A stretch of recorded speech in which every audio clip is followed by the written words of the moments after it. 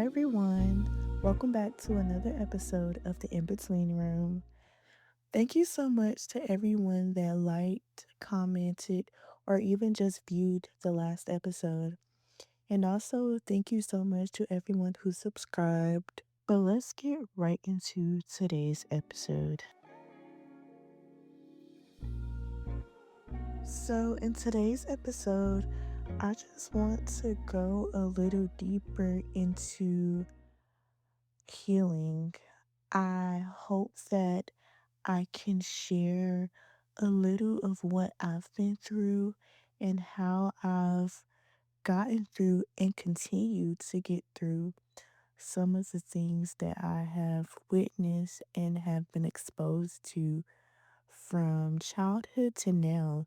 And hopefully, if you have never been able to voice or speak on some of these things that you can relate to that I share, I hope this episode gives you the courage to be able to name and speak on some of these ideas or topics. I know everyone's experiences and situations aren't a mirrored same experience, but I know that a lot of people go through some of the same traumas, some of the same triggers, some of the same not so great coping patterns. So, if you never speak to someone about these, I hope that my voice gives you the support, the relief to know that you aren't alone. I have learned that healing may not always look like an upward journey with the final destination, but it pushes you to continually become a better version of yourself. And that ties into the point I always like to make. Healing isn't linear. Some days you'll feel like you're having the best day of your life, and the next day could literally feel like you have only 10% of yourself to give to the world. Maybe even only two to truly give to yourself. But that does not mean that you aren't healing. That means you're human. That means you're still alive. That means you have another chance to get it right the next day. And if you do, and the next day seems to go back down again, it's okay.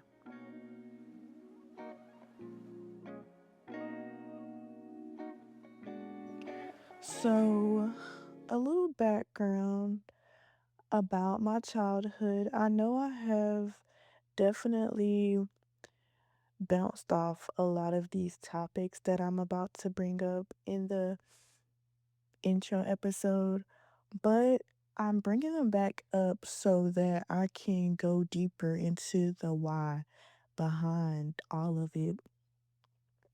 So, starting with my childhood, like I stated, I grew up with an emotionally unavailable family, and that doesn't even tie into specific people or groups of people within my family. That ties into a plethora, a drastic amount of people in my family. There is a lot of unhealed lineage trauma that I endured, that I experienced from my family. And it's kind of recognized a lot of older generations aren't big on therapy in a sense. Honestly, a lot of their get through tactics are prayer, which is a big part of healing, growth, deliverance. But God also put tools on this earth for us to utilize: therapy, podcast, relationships. So I believe beyond just prayer, we have to utilize these other resources that were given to us in order to cope through some of the things that we experience so that they don't keep passing down to future generations. So I grew up with an emotionally unavailable family, and love felt conditional, transactional. There was a lot of, if you do this, I'll do this, I'll get you this. And that is what I grew up thinking love felt like, which made me resort to people pleasing since love felt like I would only receive it if I was doing good or if I was doing something for someone. I always felt obligated to do, to perform, to be who I truly wasn't. It was as if I was wearing a mask. A lot of my childhood, which turned into perfectionism, I wanted everything to be right because I knew even with doing what people were expecting of me, if I didn't do it right, it wouldn't count. It wouldn't consider me for love. So I felt obligated to do my very best with everything that I set out to. It came with a lot of academic burnout because I felt like I had to perform even outside of family. I felt like I had to perform at school, like I had to be the best of the best. And if I wasn't, I would mentally beat myself up a lot about it. And around middle school, the beginning of high school, that deepened into what honestly started before middle school. I escaped reality. I resorted to maladaptive daydreaming. And if you don't know what that is, it's basically when you daydream, but for an extended amount of time. It's almost as if you create a reality within your mind that helps you cope or helps you get through some of the bad experiences or bad situations you may face in your life. A lot of times I would hope and dream of things going the way I wanted it to and not the way it was going because it wasn't making me happy. It wasn't making me feel loved. It wasn't making me feel valued.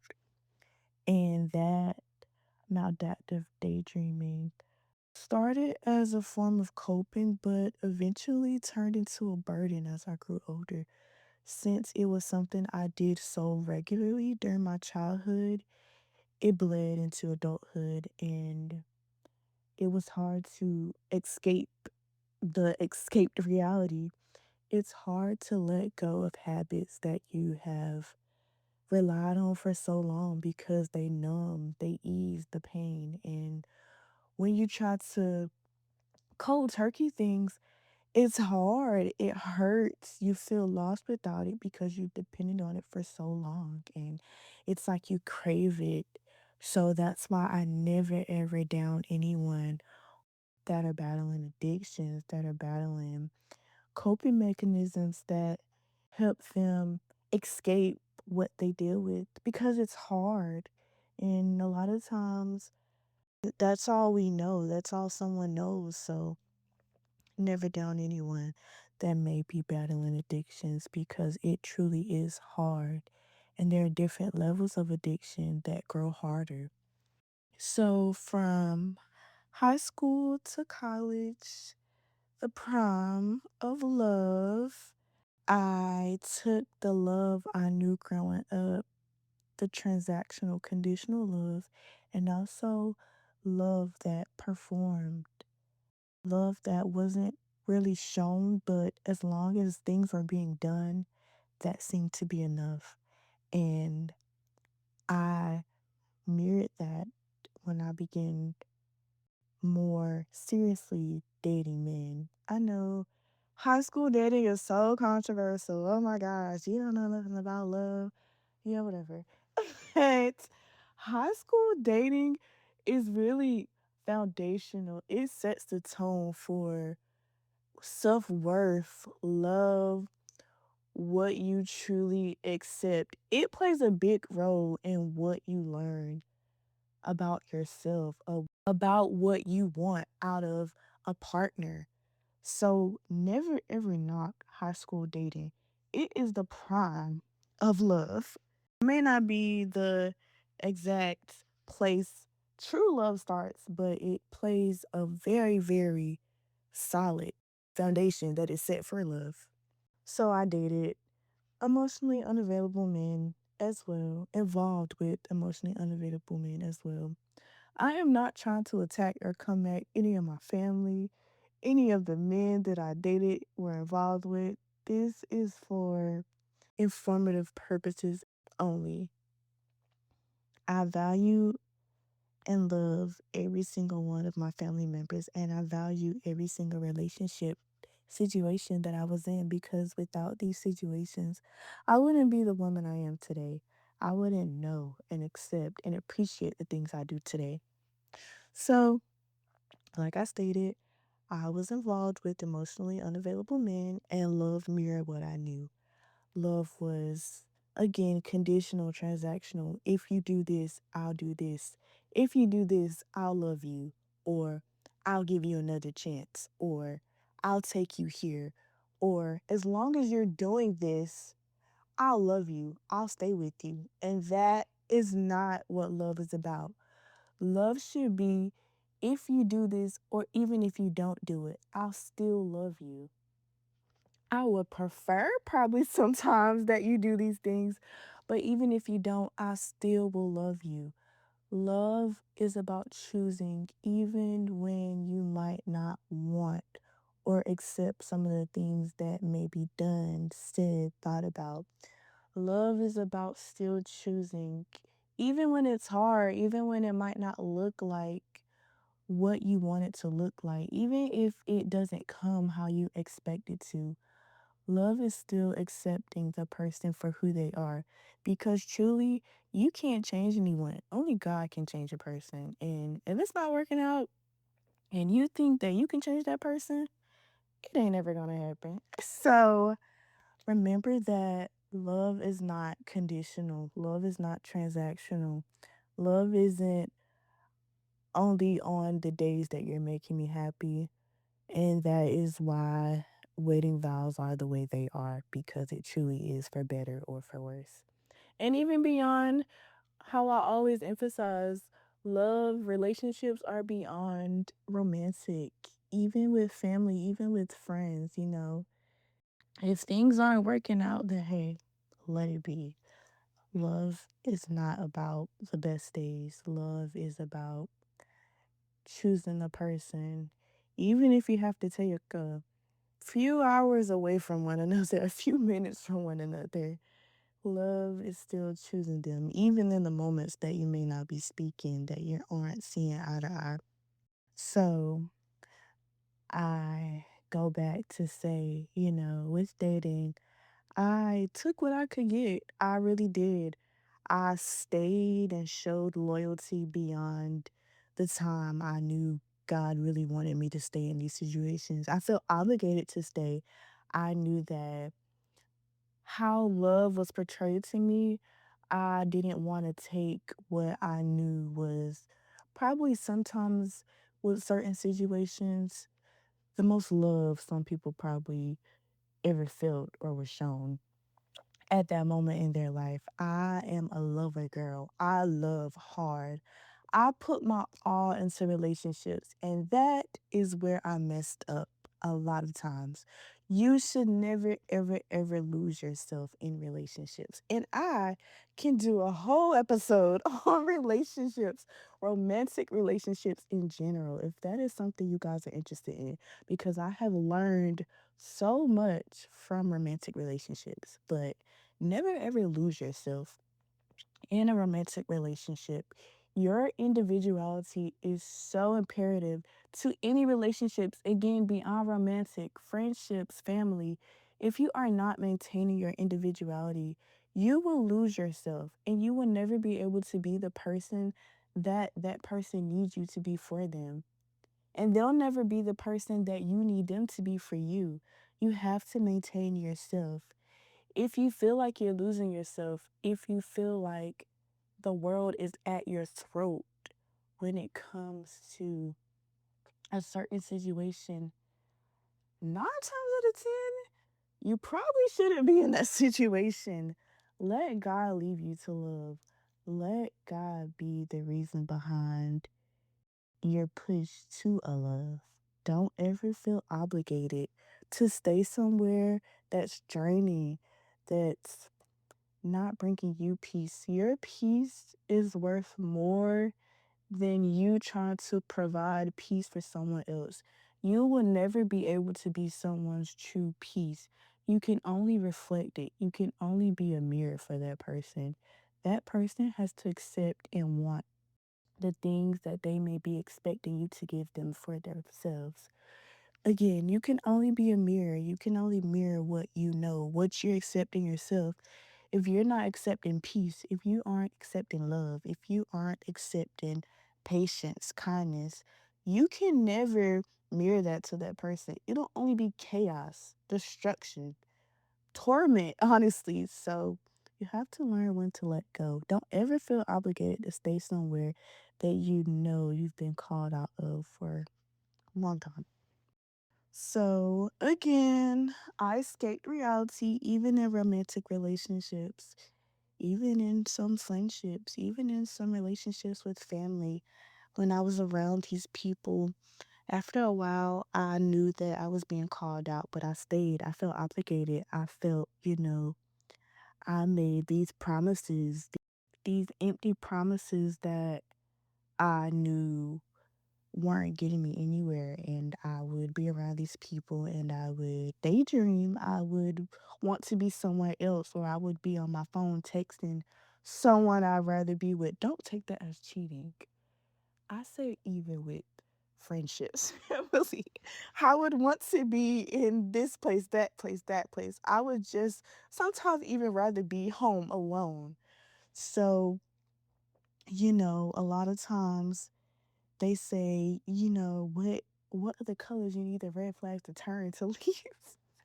I've been in those situations, but like I said, without these situations, I would not know the things. I would not value the things that I do now. So again, don't ever downplay even the bad situations. I know sometimes we want to hate our exes. We want to hate past situations. We want to hate friendships that did us so wrong. But honestly, without them, we wouldn't realize what we don't want, what we don't need out of people.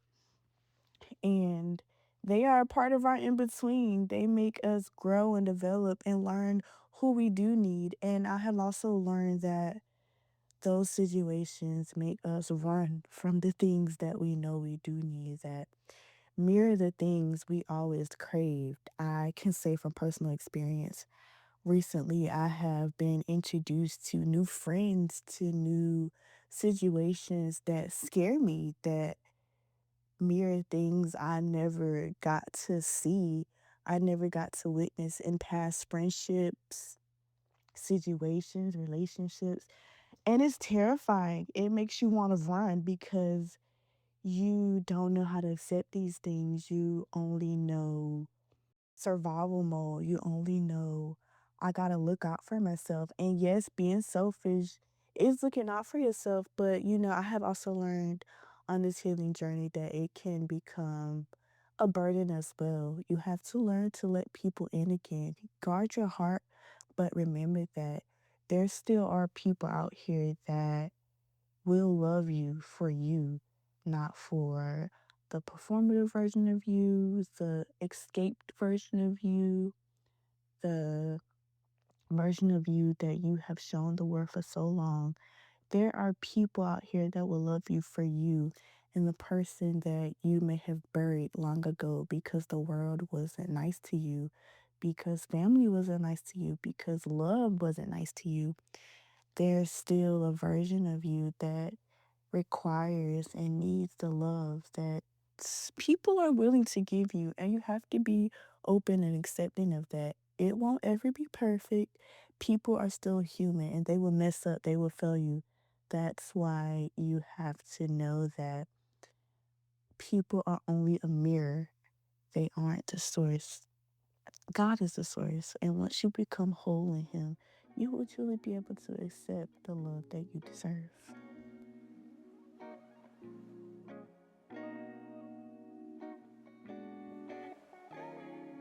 So, going back again to the death of a very close cousin of mine who I refer to really as my brother.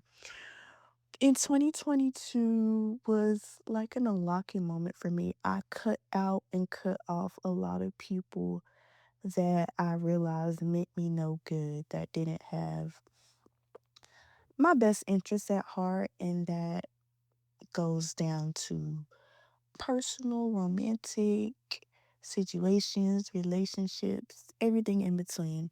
I let go of a lot of people. And even up to this year, I have let go of a lot of people in my life. And a lot of times, God may be calling you out of situations. You may not even understand why. You may not truly ever understand why. But believe me when I say God hears and sees things that we will never hear or see from these people, and he has our best interests at heart, even when we don't understand it. So remember that whatever he takes away, he will always replace it with better because you deserve better and you have to learn that you deserve the better. So, with the death of my brother, I awakened self love, self worth, and I realized that I deserved more. I reflected back on his life so much and just the little things that he did, he said, he showed me, and it gave me a brand new perspective on life, on love, on relationships as a whole. I learned that not everyone has the same love languages. If you're not familiar with love languages, I'll leave a link in the description to a breakdown of love languages and just ways people express and accept love. There are different forms. Some people like words of affirmation, they like being told how much they are valued, loved. And a lot of love languages stem from trauma. I have learned that and love languages evolve as people heal, as people grow, as people become introduced to new loves. Some people like acts of service. They like you doing things for them. They like being shown. There are a lot of more. Learn what yours are or your family, friends, your partners. But I learned that the little things are important. Not everyone shows love out loud. A lot of times, going back to like acts of service, a lot of times I have learned that people do things and that shows their love. Not everyone is a hugger, a kisser, I love you every time we leave each other's presence. And that's okay. Everyone shows love in different ways. And his truly was acts of service. He did things, he said things that weren't always, I love you, but how he looked out for me, how he said things, not even in the most direct ways, but said things that I knew he was saying that looked out for me, that had my best interests at heart, showed me how much he truly did care about me and love me. And there was always that part of me that felt so bad after his death because I felt guilty. I didn't say I loved him as much as I wanted to. And it pushed me to say it, even if others may not say it back to me at times. I learned that saying it, that showing it, eventually unlocks that part of them that needs it because we all need it. And eventually they'll show it, they'll give it back in due time, but never pressure someone to give and show you the things that you are hoping for. Not everyone is on the same level you may be in their healing journey, in their journey of learning self love, love in general. I also started to finally let go of maladaptive daydreaming. I have slowly but surely still been overcoming this. It is not where it used to be at all. I am not in deep thought as I used to. Now it'll be more so of a thought more so than actually escaping. And I'm so proud of myself and how far I have come with that. It has been a process. Again, it's not linear, not linear at all. but it has definitely been a process. And I will say that something that helped me get through that was definitely therapy. I will go into some of my coping strategies now. Therapy, I started therapy a couple of months ago. In college, I was first introduced to therapy. In college, I was diagnosed with mild depression. I was also diagnosed with anxiety, and I was given medicine for it. I did not like the way it made me feel. A lot of people talk about how it kind of silences their thoughts, it kind of brings them into themselves. But to me, I did not like that feeling. I felt like I was trapped in my head, like I couldn't think, like I couldn't process, like I couldn't be me. I just didn't feel the same anymore. So I didn't stay on that medicine long at all. I quickly got off and I went to therapy continuously even after coming off the medicine.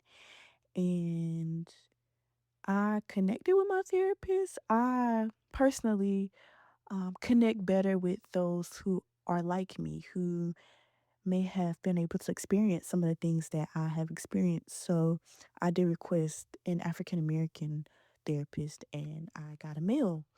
And we were able to connect on more of a surface level. A lot of our sessions were more so academic based, and I was never truly able to dive into the background, my childhood trauma, things that made me who I was at that point. So that didn't last long, honestly. I went a few sessions and they were helpful, but about a few months ago, I was introduced to African American female therapist, and that has been amazing. I still see her from time to time now. It's more so as needed. I went from weekly to bi-weekly to monthly, back to bi-weekly, back to weekly, back to monthly, back to weekly. So again, that emphasizes healing isn't linear. Some days are better than the rest. Some sessions are better than the rest. And it has been an eye opener. It helps me process and talk through some of the things that I never have ever voiced to anyone that knows me on a personal level, and I will honestly probably never voice. There are some things that truly don't need to be voiced to everyone. And even with this podcast, I want you to know that I will never be able to voice every single thing that I may have been through, but just know that it is okay to speak to someone about those things that have been buried deep down that you may feel embarrassed about, that you may feel no one will truly talk to you about. And that is why I emphasize therapy, especially with a stranger that knows and is obligated to not share anything that you tell them, that can talk with you through it, that can allow you to pour those things out. And again, podcast. The things that I may not have been able to truly voice or externalize.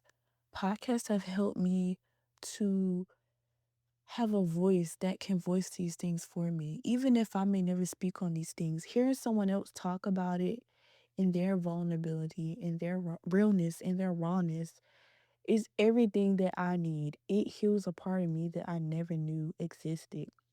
And knowing that I'm not alone in these situations, in these life changes, in these life experiences is so rewarding. I have loved podcasts and I honestly put it over therapy. I can't lie. It has been an outlet for me, especially podcasts that are interactive where you can email, comment, relate to the person and they respond. I love podcasters that respond. It is so healing and it is a form of therapy and it's free. It is free and I love it. Therapy can also be free as well, but you don't have to make an appointment for podcasts. You may have to wait for an episode to drop, but you can return to it again and again and again. And each time you listen, you may pick up on a new piece that you didn't hear the last time. Community. My friends have evolved, my circle has evolved, relationships have evolved, but I'm at the point in my life where I feel very safe and secure in the community, the circle I have. And my community also bleeds into work. I have a great work environment. I love what I do. Again, I'm a child welfare social worker, and I get to experience and see some of the things that I realize a lot of people go through, a lot of people see in their childhood, even in the adults I work with, some things that they have been through that they voice that I can relate to. I may not always be able to put a voice to their voice, but it is very fulfilling to be able to make a difference, even in the smallest way in these people's lives, even if it's just showing up when they least expect it or when they need it most. Just being there as an extra support for them means everything to me, and I truly value my work so deeply. And so, shout out to all the social workers out there. Your impact, your job, your work is bigger than you even realize, bigger than I even realize at times. And it's times when my clients voice their appreciation to me that help me realize that I truly am doing a pretty good job. Because a lot of times we don't give ourselves the credit that we need to. So just know that even beyond social workers, teachers, I can't even name everyone. Just know that regardless of what you do, your job matters. You make a bigger impact than you know. And even if people don't voice it as much as you may want or may need, just know that you are valued. And finally, my personal relationship with God. I truly could never give what I give to those around me. People are always coming to me and sharing things with me or talking about how peaceful my presence is and how encouraging I am. I never could be who I am without God. Without truly pulling from the source, without truly knowing who I was in Him first, I could never be who I am today. Because me, 2, 3 years ago, would not be able to give what I give, show what I show. Now, I have been through some very toxic, painful, hurtful situations, and I didn't realize until I truly went to my first love, how to give what I give now, how to be who I am now. So I encourage always to go to the source to figure out who you are. Like I said, you have to be selfish for a season. You have to pull on you. You have to pour into you. You have to figure out what you want, what you need, what you were created, designed to be, to do before you can give and pour into other people because you can't pour from an empty bucket, is the phrase I am always reminded of. You can never, ever, ever pour from an empty bucket because you're supposed to be empty, So you have to make sure that you are taking time for yourself, even through your healing, even on the days you feel 100%, you still have to pour into yourself because if you take that 100% and you just keep pouring out, and not pouring in, you're gonna go empty eventually. So you have to keep topping yourself off. You have to keep truly realizing your worth. You have to love yourself. You have to do for yourself before you can do for anyone else.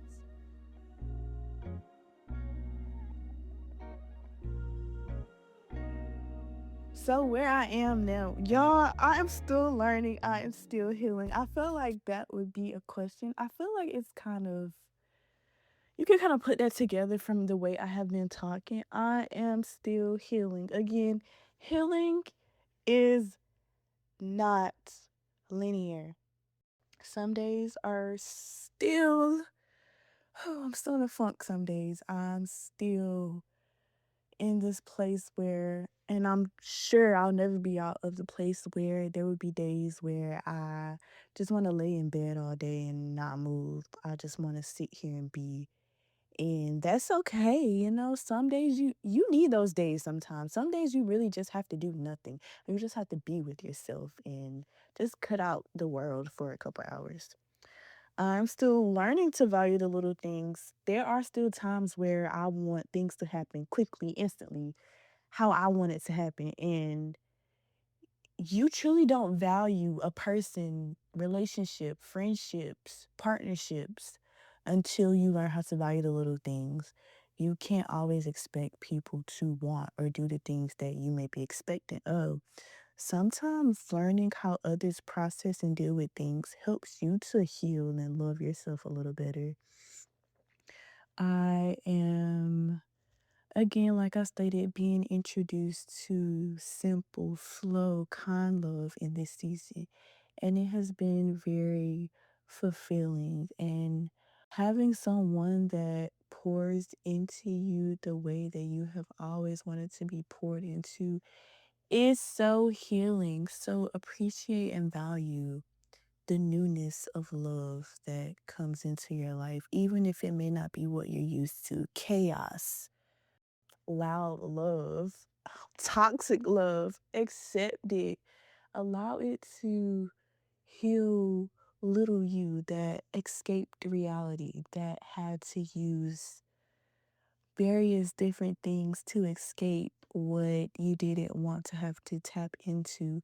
Allow that love to help you come out of those patterns, behaviors, coping skills, because it is very, very fulfilling. And learn to know that you have to take care of yourself. Going back, you have to pour into yourself because you can never love until you love yourself.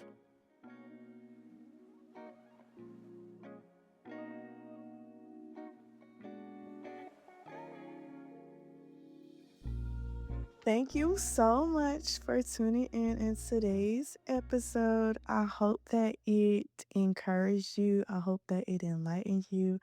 I hope that it unlocked the part of you that you may have been blocking off for a while. Like I said, I always want to end the episode with an encouragement or homework, but today I want to do a little reflecting. You can even use this as a journal prompt. So, a lot of today's episode was, pouring into yourself, making sure that you are good, that you are whole with yourself, in yourself, before you can pour into and give to others. So, today's reflection, or if you want to write it down, journal prompt is: how are you really doing?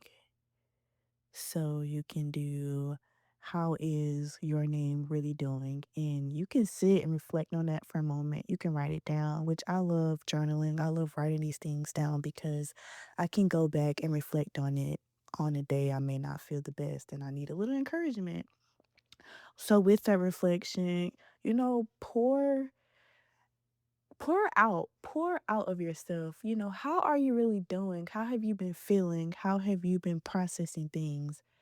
How have the people around you been making you feel? This could be a way to reflect on if you should let go of different things, people.